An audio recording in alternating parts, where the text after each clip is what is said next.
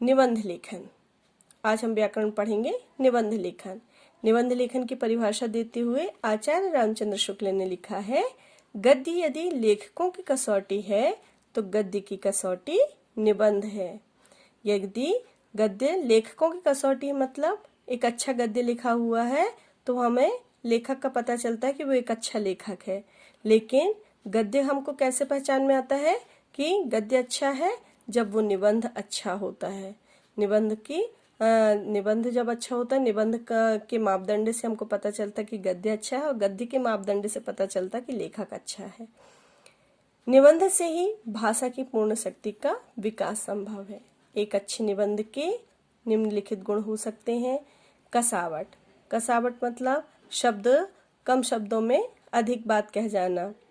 फिर है विषय अनुकूलता होनी चाहिए। जिस विषय पर निबंध दिया गया है उसी विषय का प्रयोग किया जाना चाहिए। विषय से हटकर यदि बात की जाती है तो वो निबंध प्रभाव नहीं डालता है। फिर प्रभावशाली भाषा। भाषा में आकर्षकता होनी चाहिए, रुचि होनी चाहिए, भाषा सरल होनी चाहिए, शुद्ध होनी चाहिए। जिस प्रकार की भाषा का प्रयोग करते हुए निबंध लिखा जाना चाहिए। अब है निबंध के प्रकार। सामान्यतः 3 प्रकार के होते हैं: विवरणात्मक, विचारात्मक, भावात्मक। विवरणात्मक मतलब किसी चीज का विवरण करना, चाहे वो यात्रा हो, चाहे वो जीवन हो। फिर है विचारात्मक, किसी घटना, समस्या, उसके विषय में विचार करते हुए निबंध प्रस्तुत करना। और भावात्मक मतलब भाव प्रधान जो होते हैं। फिर है रचना की दृष्टि से निबंध के 3 अंग होते हैं। ये सबसे महत्वपूर्ण बात है कि 3 अंग होते हैं। इन 3 अंगों को ध्यान में रखकर निबंध लिखा जाता है। सबसे पहले है भूमिका, जिसके ऊपर से हमें निबंध, जिस विषय के ऊपर से लिखा जाना है उसके हम भूमिका को बताते हैं।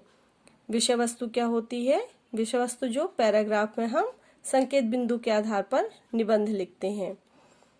फिर उपसंहार। उपसंहार में जो लेखक है, जो निबंध लिख रहा है, वो अपना मत प्रस्तुत कर सकता है, अपने विचार रख सकता है। तो इस प्रकार ये निबंध के अंग होते हैं।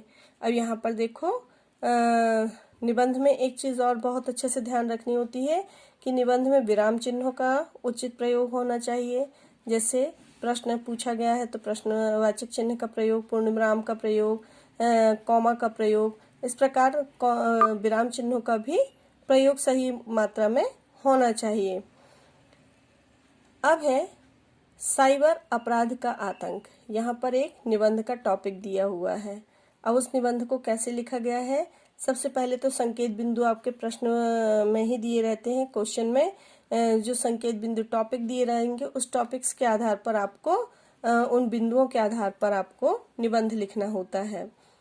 फिर दूसरा है भूमिका। भूमिका मतलब जिसके विषय, जो विषय दिया गया है उस विषय को संक्षिप्त में समझाना होता है। जैसे यहाँ पर साइबर अपराध का आतंक। सूचना क्रांति ने पूरे विश्व को बदल दिया है। साइबर का संबंध किससे है? सूचना से है। तो सूचना की क्रांति ने पूरे विश्व को बदल दिया है। सारी दुनिया इंटरनेट के जरिए ऐसी जुड़ी है जैसे एक ही परिवार के सभी सदस्य हों। जहां इंटरनेट ने हमें अनेक सुविधाएं दी हैं, वहीं साइबर अपराध का आतंक भी बन गया है।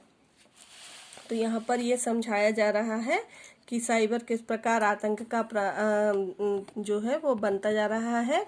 उसको कहना चाहिए अपराध की श्रेणी में भी शामिल कर लिया गया है। कैसे शामिल कर लिया गया है कि जो हैक कर लेते हैं इंटरनेट के डाटा वगैरह, जो है डेटा को हैक कर लिया जाता है, उसके आधार पर बहुत सी समस्याएं उत्पन्न हो जाती हैं। तो वो आतंक के रूप में भी प्रस्तुत हो रहा है। अब है विषय वस्तु। विषय वस्तु में जो टॉपिक्स दिए गए हैं, जो बिंदु दिए गए हैं, संकेत बिंदु, उसके आधार पर क्रमबद्धता रखते हुए निबंध को लिखा जाता है। और अंत में किसका प्रयोग किया जाता है? उपसंहार का। उपसंहार हमने बताया, लेखक जो है, निबंध लिखने वाला जो व्यक्ति है, वो अपने मत और विचार प्रस्तुत कर सकता है। वो समस्या से निवारण संबंधी भी अपने सुझाव दे सकता है। तो इस प्रकार निबंध किस प्रकार का होना चाहिए, कैसे लिखना चाहिए, और उसमें विषय वस्तु का बहुत ध्यान रखना चाहिए। यदि इंटरनेट से संबंधित आपका ये वाला निबंध है तो इसमें इंटरनेट का ही प्रयोग और उसके विषय में ही बात करनी चाहिए, नहीं तो विषय से हटकर यदि हमने निबंध प्रस्तुत किया तो वो एक अच्छा निबंध नहीं कहलाएगा। धन्यवाद।